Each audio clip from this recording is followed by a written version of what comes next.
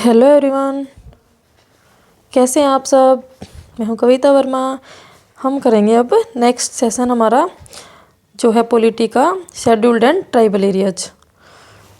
ये क्या है, इम्पोर्टेंट टॉपिक है, इम्पोर्टेंट चैप्टर है, 5th and 6th schedule. Scheduled and tribal areas deal by 5th शेड्यूल and 6th schedule, article 244 part 10। ठीक है, आप ये याद रखेंगे पार्ट 10। ये पार्ट आप याद कीजिएगा, ये पार्ट पूछ लेता है यूपीएससी आपसे, यूपीएससी या फिर HPSC.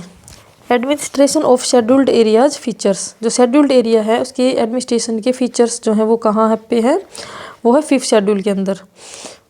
Declaration of scheduled area, scheduled area को कौन डिक्लेयर करेगा? प्रेसिडेंट। प्रेसिडेंट क्या कर सकता है? एरिया को इंक्रीज कर सकता है, डिक्रीज कर सकता है, बाउंड्री लाइन को चेंज कर सकता है, on consultation of concerned state governor. Executive power of state and centre, executive power of state extends to scheduled area. Executive power है जो स्टेट की, वो कहाँ पर होती है? शेड्यूल्ड एरिया तक भी एक्सटेंड्स कहाँ तक रहती है? शेड्यूल्ड एरिया तक भी रहती है। गवर्नर के पास क्या है? शेड्यूल्ड एरिया की क्या है? Special responsibility. Governor report submit करेगा, शेड्यूल्ड एरिया की जो भी रिपोर्ट है वो किसको सबमिट करेगा? प्रेसिडेंट को। Executive power of centre gives direction to state for administration of scheduled areas. Tribes advisory council, हर स्टेट के अंदर, each state having scheduled area, जिस भी स्टेट के अंदर शेड्यूल्ड एरिया है वहाँ पे क्या होती है? Tribes advisory council. इसके अंदर क्या रहेंगे? 20 मेंबर्स एंड 3/4, 20 में से 3/4 जो हैं वो रिप्रेजेंटेटिव होंगे शेड्यूल्ड ट्राइब्स के इन स्टेट लेजिस्लेटिव असेंबली से। स्टेट लेजिस्लेटिव असेंबली के अंदर 3/4 जो मेंबर हैं वो क्या होंगे? शेड्यूल्ड ट्राइब्स के रिप्रेजेंटेटिव होंगे। Law applicable to scheduled area, governor empower to direct any act of parliament या state legislature not apply to scheduled area और अप्लाई विद मॉडिफिकेशन और एक्सेप्शन। गवर्नर के पास पावर है, जो भी पार्लियामेंट ने या फिर स्टेट लेजिस्लेचर ने कोई भी एक्ट बनाया है वो शेड्यूल्ड एरिया पे डायरेक्टली अप्लाई नहीं होता, अगर अप्लाई होगा तो विद मॉडिफिकेशन और exception. Governor regarding for peace and good government of scheduled area after consult with tribes advisory council. Governor क्या कर सकता है? Peace and good government of scheduled area, good governance of scheduled area के regarding act बना सकता है after consultation with tribes advisory council. Prohibit और restrict transfer of land, governor क्या कर सकता है?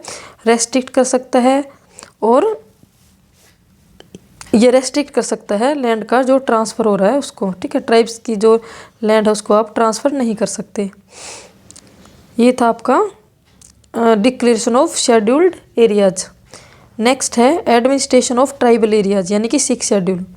6th शेड्यूल के अंदर 4 स्टेट आते हैं आपके, Assam, Meghalaya, Tripura and Mizoram. Tribal areas of 4 states constitutes autonomous district. Tribal areas के अंदर क्या होता है? Autonomous districts, not outside executive authority of state concerned. ये जो आपकी जो ऑटोनोमस डिस्ट्रिक्ट्स हैं, ये जो स्टेट की जो एग्जीक्यूटिव अथॉरिटी है उससे बाहर नहीं होती, उससे बाहर नहीं है।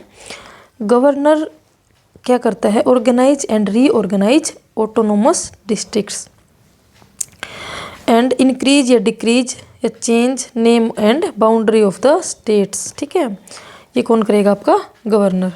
If different tribes in autonomous district, अगर ऑटोनोमस डिस्ट्रिक्ट के अंदर डिफरेंट ट्राइब्स हैं तो गवर्नर डिवाइड करेगा डिस्ट्रिक्ट को इनटू सेवरल ऑटोनोमस डिस्ट्रिक्ट, कि एक डिस्ट्रिक्ट को बहुत सारी ऑटोनोमस डिस्ट्रिक्ट के अंदर डिवाइड कर देगा। अगर आपकी डिफरेंट ट्राइब्स हैं तो एक ट्राइब्स के लिए एक ऑटोनोमस डिस्ट्रिक्ट, एक ट्राइब्स के लिए एक ऑटोनोमस डिस्ट्रिक्ट, एक या 2 के लिए। ठीक है, depends on the population of the tribes. District council होती है for tribals area tribals population के लिए। इसके अंदर क्या है 30 मेंबर्स, जो 30 में से जो 4 मेंबर हैं वो है नॉमिनेटेड बाय गवर्नर एंड 26 हैं elected on basis of universal adult franchise, और जो इलेक्ट होंगे वो कितने टाइम के लिए होंगे 5 ईयर्स के लिए, ठीक है। एंड नॉमिनेटेड मेंबर्स जो हैं 4, उनको कौन नॉमिनेट करेगा, governor, during pleasure of governor, ठीक है। ये जब तक ये किसके अकॉर्डिंग, ये इनका टाइम पीरियड वगैरह क्या है, ये काम करेंगे pleasure of the governor. Make laws, जो आपकी जो है ऑटोनोमस डिस्ट्रिक्ट काउंसिल, जो डिस्ट्रिक्ट काउंसिल है वो क्या करेगी, make laws on land, forest, village administration extra, ठीक है। विलेज एडमिनिस्ट्रेशन पे लॉ वगैरह बनाएगी, require assent of governor. District council and regional council hear appeal of village court, जो विलेज कोर्ट है उनकी अपील को कौन सुनेगा, district and regional council. District council establish primary schools, markets extra, can make regulations for control of money lending by non tribals but by assent of governor. Governor में dissolve district council on recommendation of commission, governor इसको dissolve भी कर सकता है, ठीक है। तो आप ये ध्यान रखिएगा, यहाँ पे क्या है, गवर्नर है नॉट प्रेसिडेंट। नेक्स्ट है हमारा पंचायती राज। आपका जो नागालैंड है, आसाम है, नागालैंड, मेघालय, मिजोरम, ये आपके आते हैं 6 शेड्यूल के अंदर। आसाम, मेघालय, त्रिपुरा एंड मिजोरम, 4 डिस्ट्रिक्ट हैं आपके, 4 स्टेट हैं आपके, आसाम, मेघालय, त्रिपुरा एंड मिजोरम, ठीक है। और कुछ स्टेट हैं आपके जैसे नागालैंड है, मेघालय है, मिजोरम है, उनके अंदर आपका पंचायती राज इंस्टीट्यूशंस नहीं है। ऑल यूटीज एक्सेप्ट दिल्ली, वहाँ पे क्या आपका पंचायती राज हर यूटीज में है, बट आपका दिल्ली के अंदर पंचायती राज नहीं है। Rajasthan first state to establish, first जो स्टेट जहाँ पर पंचायती राज इस्टेब्लिश किया गया था वो आपका राजस्थान। कब किया गया था, 2 अक्टूबर 1959 को, नागौर डिस्ट्रिक्ट। सेकंड स्टेट जो है वो है आंध्र प्रदेश। LM सिंघवी कमेटी ने क्या रिकमेंड दी थी, कॉन्स्टिट्यूशनली रिकॉग्नाइज किया था पंचायती राज इंस्टीट्यूशन को। 73rd अमेंडमेंट एक्ट 1992 में क्या बताया गया है, आर्टिकल 243 टू 243O, ठीक है, 243 टू 243O पार्ट 9 के अंदर क्या है आपका Panchayati Raj institution. Transfer representative democracy into participatory democracy, जो आपकी रिप्रेजेंटेटिव डेमोक्रेसी थी आपकी, उसको ट्रांसफ़र किया गया किसके अंदर, पार्टिसिपेटरी डेमोक्रेसी, यानी कि ग्राउंड लेवल पे जो आपके पीपल हैं वो पार्टिसिपेट करें in the democracy. Salient features of 73rd amendment act, first क्या है, ग्राम सभा। आर्टिकल 243A के अंदर क्या है, ग्राम सभा। ग्राम सभा क्या है, person registered in electoral role of village, village के इलेक्टोरल रोल के अंदर जितने भी पर्सन्स का रजिस्टर्ड है वो सारे किसके अंदर आएंगे, आपके ग्राम सभा के अंदर आएंगे। Exercise powers as state legislature determines, और जो पावर्स है जो ग्राम सभा के पास, ये कौन डिटरमाइन करेगा, स्टेट लेजिस्लेचर डिटरमाइन करेगी। 3 टियर सिस्टम, आपका जो पंचायती राज है वो क्या है, 3 टियर सिस्टम, विलेज लेवल पे है, इंटरमीडिएट लेवल पे एंड डिस्ट्रिक्ट लेवल पे, ठीक है। Population not exceeding 20 lakh not panchayat and intermediate level, अगर किसी विलेज की या 2 से ज़्यादा विलेज की पॉपुलेशन मिलके अगर 20 लाख से ज़्यादा नहीं है तो वहाँ पर जो इंटरमीडिएट लेवल की पंचायत है वो नहीं होगी। Election of members and chairpersons, panchayat के जो मेंबर्स हैं और चेयरपर्सन है उनकी इलेक्शन है आर्टिकल 243K के अंदर। All members of panchayat at village, intermediate and district level, जो पंचायत के जो मेंबर्स हैं ना वो क्या होंगे, डायरेक्टली इलेक्टेड बाय पीपल, तीनों लेवल पे, ठीक है। और जो चेयरपर्सन है पंचायत के एट इंटरमीडिएट और डिस्ट्रिक्ट लेवल पे वे indirectly elected indirectly by elected member, indirectly by elected members, जो इलेक्टेड मेंबर्स हैं वही इलेक्ट करेंगे किसको, chairperson at intermediate and district level. और जो चेयरपर्सन है विलेज लेवल की जो पंचायत की उसका जो इलेक्शन हो किस मैनर में होगा वो डिटरमाइन करेगा स्टेट लेजिस्लेचर। ठीक है। Chairperson of panchayat and other members of panchayat elected directly और indirectly. Right to vote in meeting of panchayat.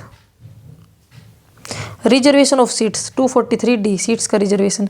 State legislature reservation provide करेगा chairperson office of chairperson at all level SC ST के लिए। अगर आपको SC ST का benefit चाहिए तो आप SC ST के क्या होने चाहिए as a register in electoral roll. ठीक है। Not less than 1/3 of total number of seats for women. Total जो सीट्स हैं उसका 1/3 से कम सीट वुमेन के लिए नहीं हो सकती। एटलीस्ट 1/3 सीट्स वुमेन को मिलेंगी including women of SC and ST। SC ST के लिए जो सीट्स रिजर्व हैं उसमें जो कोटा होता है उसमें वुमेन का जो कोटा है उसके अंदर ऑल वुमेन के लिए है 1/3 सीट्स, इसमें including SC and ST। 1/3 total number of office of chairperson at each level reserve for women. मतलब वुमेन के लिए सीट रिजर्व है चेयरपर्सन के लेवल पे भी, तीनों लेवल पे। स्टेट लेजिस्लेचर में एक provision for reservation. State legislature provision बना सकती है बैकवर्ड क्लास के लिए भी रिजर्वेशन का। ड्यूरेशन ऑफ पंचायत क्या है ये आर्टिकल 243E में है ड्यूरेशन, ये है 5 ईयर्स। फ्रेश इलेक्शन होंगे आफ्टर, हर 5 साल के बाद फ्रेश इलेक्शन होंगे। अगर पंचायत डिजोल्व हो जाती है period of 6 month date of if, अगर 6 महीने रहते हैं डिजोल्व, मतलब कि डिजोल्व होने के उस 6 महीने पहले ही अगर आपकी पंचायत डिजोल्व हो जाती है तो जो remainder period is less than 6 month. अगर जो बचा हुआ टाइम पीरियड अगर 6 महीने से कम है तो फ्रेश इलेक्शन नहीं होंगे। अगर 6 महीने से ज़्यादा है तो फ्रेश इलेक्शन होंगे। और जो फ्रेश इलेक्शन होने के बाद जो न्यू कैंडिडेट इलेक्ट होके आएगा वो रिमेनिंग पीरियड के लिए होगा, ना कि कंप्लीट 5 ईयर्स के लिए। ठीक है, ये बात आप ध्यान रखेंगे। जो आपका प्रेसिडेंट में हमने देखा था, प्रेसिडेंट अगर न्यू इलेक्ट होके आएगा तो उसमें आप वो कंप्लीट 5 ईयर्स के लिए इलेक्ट करेंगे। ठीक है।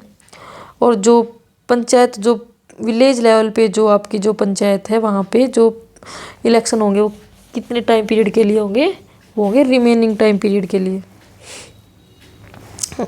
और not for only remaining period, not for 5 years. ठीक है। Disqualification 243F if not attend, अगर किसी पर्सन की एज 21 ईयर्स से कम है तो वो क्या हो जाएगा, डिसक्वालीफाई हो जाएगा for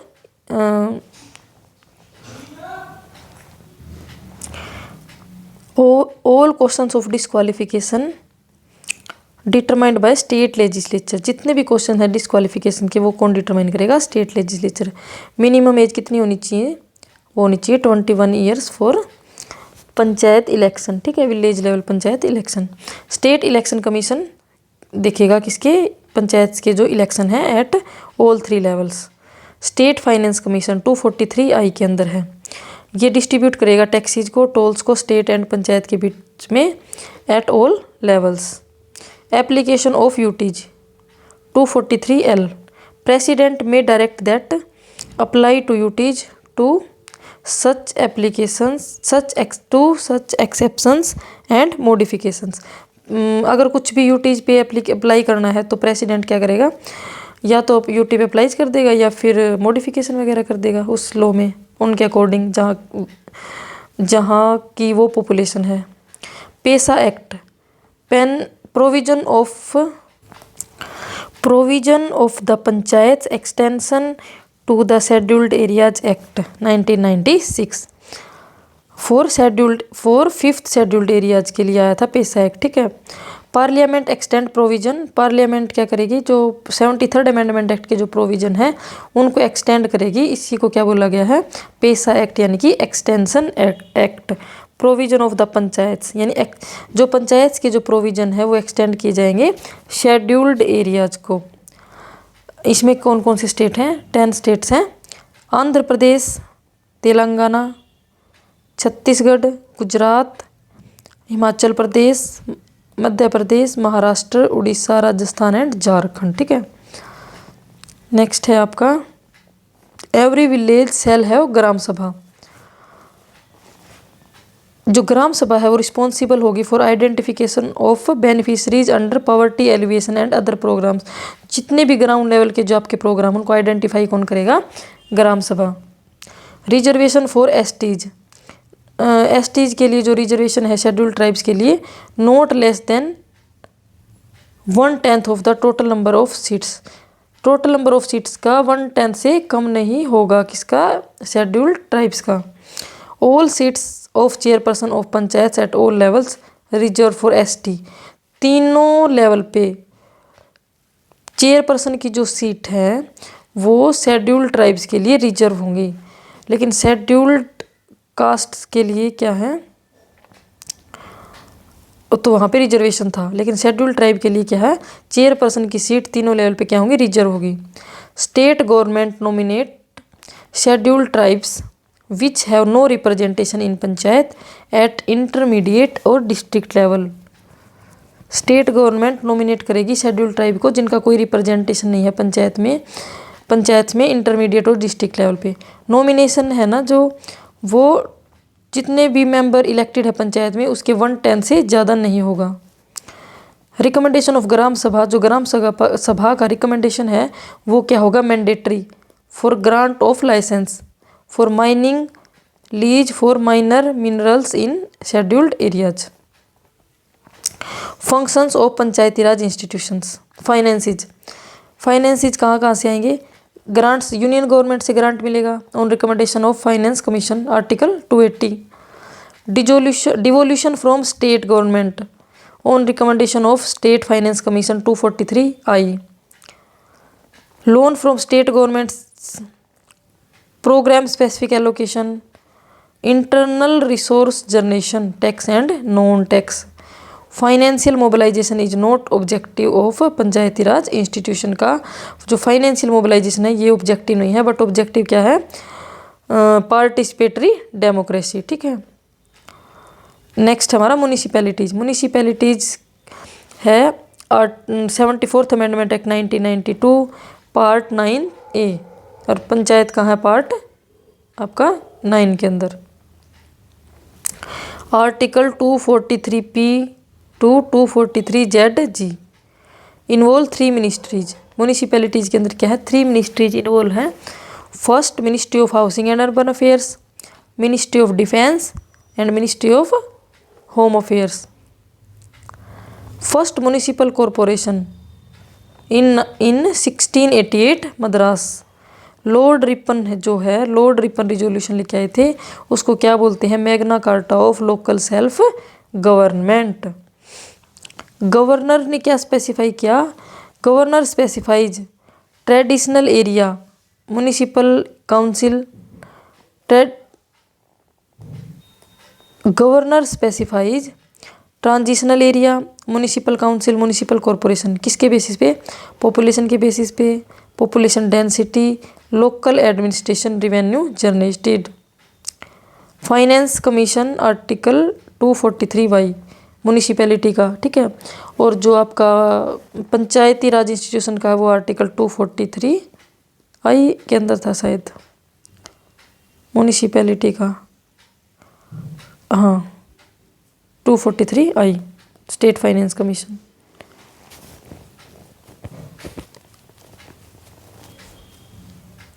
district planning committee, state legislature make provision for, state legislature provision बनाएगा इस जो स्टेट डिस्ट्रिक्ट प्लानिंग कमेटी का क्या कंपोजिशन रहेगा, किस मैनर में इसके इलेक्शन होंगे। अपने को याद क्या रखना है? 4/5 member elected by elected member of district panchayat and district panchayat and municipalities in district. 4/5 member elected by elected members of district. जो डिस्ट्रिक्ट लेवल पे जो पंचायत है और आपकी जो म्यूनिसिपैलिटी है उस पे जितने भी मेंबर्स आपके इलेक्टेड है उसके उनमें से 4/5 मेंबर कहाँ इलेक्ट होंगे? डिस्ट्रिक्ट प्लानिंग कमेटी के अंदर। Representation of these members in proportional to ratio between rural and urban population. जो रिप्रेजेंटेशन है वो रूरल और अर्बन का प्रोपोर्शन जो पॉपुलेशन का रेशो हो उसी के अंदर होगा। Metropolitan planning committee state legislature provision बनाएगा कंपोजिशन का, इलेक्शन का और फंक्शन का। इसके अंदर क्या है, इस कमेटी में 2/3 member elected by elected member of municipality and chairperson of panchayat.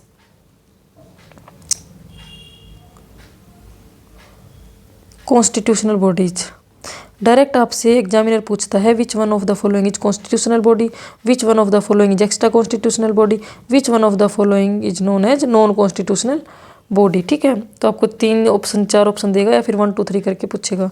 तो आपको ध्यान रखना है कौन कौन सी बॉडीज आपकी कॉन्स्टिट्यूशनल बॉडी हैं, कौन सी आपकी नॉन कॉन्स्टिट्यूशनल बॉडीज हैं। फर्स्ट है आपका इलेक्शन कमीशन। इलेक्शन कमीशन क्या है आपका कॉन्स्टिट्यूशनल बॉडी है, ये अंडर आर्टिकल 324। ठीक है, आर्टिकल 324। फाइनेंस कमीशन भी आपका constitutional body under article 280। AGI attorney general of India under article 76। फिर है attorney general of state under article 165। CAG भी क्या है आपका constitutional bodies under article 148। Constitutional bodies are those bodies which have mentioned in the constitution. ठीक है, तो ये कॉन्स्टिट्यूशन के आर्टिकल है अंडर 148। कंपोजिशन देखते हैं हम।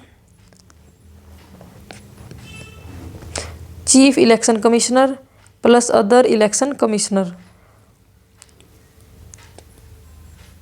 क्वाजी जुडिशियल बॉडी है ये आपकी। फाइनेंस कमीशन के अंदर एक चेयरपर्सन है, 4 मेंबर, इसके जो मेंबर है वो क्या हो सकते हैं, रिअपॉइंट हो सकते हैं, और ये क्या है only advisory body. Attorney general of India क्या है, हाईएस्ट लॉ ऑफिसर है। Term is not fixed by constitution, जो टाइम पीरियड है अटॉर्नी जनरल ऑफ इंडिया का वो कॉन्स्टिट्यूशन ने फिक्स नहीं कर रखा। इसी तरह अटॉर्नी जनरल ऑफ स्टेट का भी है। कंट्रोल फाइनेंस, एक कैग क्या करता है, फाइनेंसिस को कंट्रोल करता है सेंटर एंड स्टेट लेवल पे। Not eligible for government of India and state government. Appointment कौन करेगा, इलेक्शन कमीशन को प्रेसिडेंट, फाइनेंस कमीशन को भी president, attorney general of India को भी president, attorney general of state को गवर्नर एंड कैग को भी प्रेसिडेंट।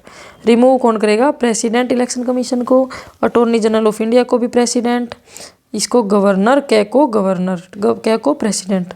एंड और कौन कौन सी है आपकी कॉन्स्टिट्यूशनल बॉडी, यूपीएससी है, ये आर्टिकल 315 to 323 तक है। इनको कौन अपॉइंट करेगा, प्रेसिडेंट। रिमूव भी करेगा प्रेसिडेंट। टाइम पीरियड है 6 साल या फिर 65 ईयर्स। स्टेट पब्लिक सर्विस में कमीशन में आप ध्यान रखेंगे अपॉइंट तो करेगा गवर्नर, बट रिमूव कौन करेगा, president. 6 years and 62 years. National commission for scheduled caste, ये under article 338 quasi judicial body.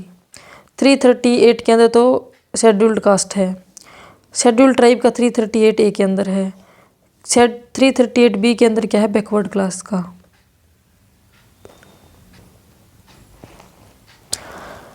National commission for scheduled tribe के article 338, scheduled caste 338, tribe 338A, backward classes 338B।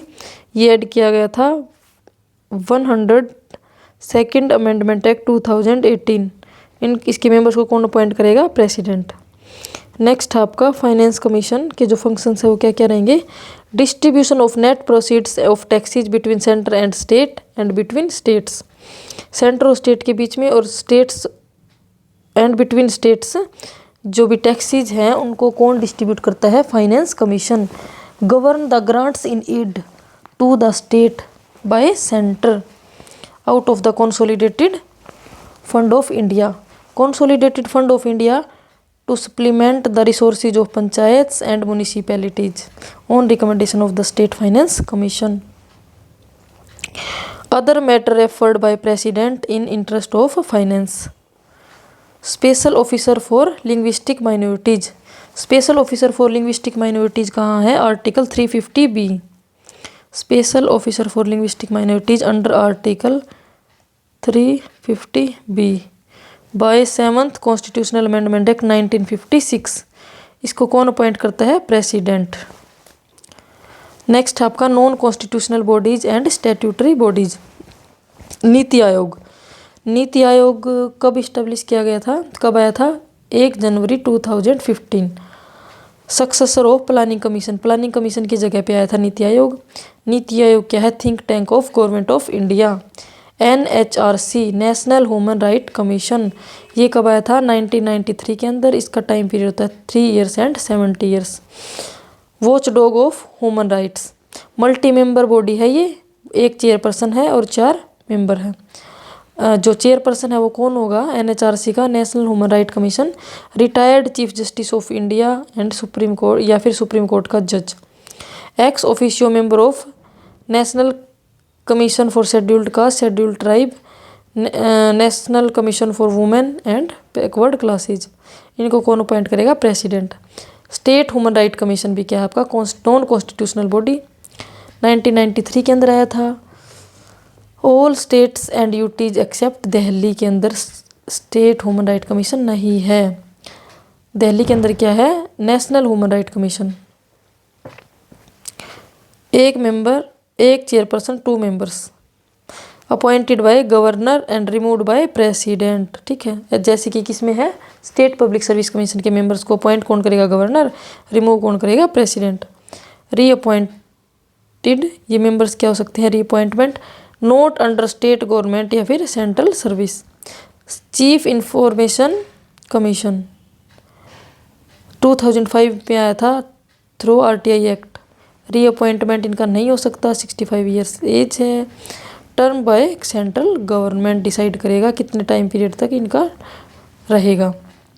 State information commission, central information commission, CIC means chief नहीं, CIC। SIC state information commission 2005 में आया था through RTI act by governor. इनके members का reappointment नहीं हो सकता, 65 ईयर्स एज यहाँ भी है। टर्म कौन आइडेंटिफाई करेगा इनका? सेंट्रल गवर्नमेंट, दोनों में। In case of CIC central information commission, state information commission. Next आपका CVC, नेक्स्ट है आपका सेंट्रल विजिलेंस कमीशन, CVC। ये इस्टेब्लिश किया गया था 1964 थ्रू संथानम कमेटी। एक चेयरपर्सन है, 2 मेंबर्स, प्रेसिडेंट अपॉइंट करेगा। टाइम पीरियड है 4 years एंड 65 years। प्रेसिडेंट इसको रिमूव करेगा। CBI central bureau of investigation, ये भी established in 1964 through Santhanam committee. Power of, इसकी पावर कहाँ से डिराइव होती है? Power of Delhi specialised police established through act 1946। Lokpal and Lokayukta कब इस्टेब्लिश किया गया था? 2013 के अंदर। इंक्लूड, इसके अंदर किस किस का जुरिस्डिक्शन है? प्राइम मिनिस्टर का भी है, याद रखिएगा। इसके अंदर प्राइम मिनिस्टर का जुरिस्डिक्शन भी है, मिनिस्टर्स का है, MPs का है। Group A B C D के जारी ऑफिसर्स आते हैं। Group A services B C D officials of central government. 8 members plus 1 chairman. जो 8 मेंबर्स हैं वे 50 मेंबर्स तो SC STs के हैं, शेड्यूल का शेड्यूल ट्राइब के। OBC के वुमेन और माइनॉरिटीज रहेंगी। 50% जुडिशियल मेंबर रहेंगे। Appoint by selection commission. Prime minister, speaker of Lok Sabha, leader of opposition and CJI chief justice of India.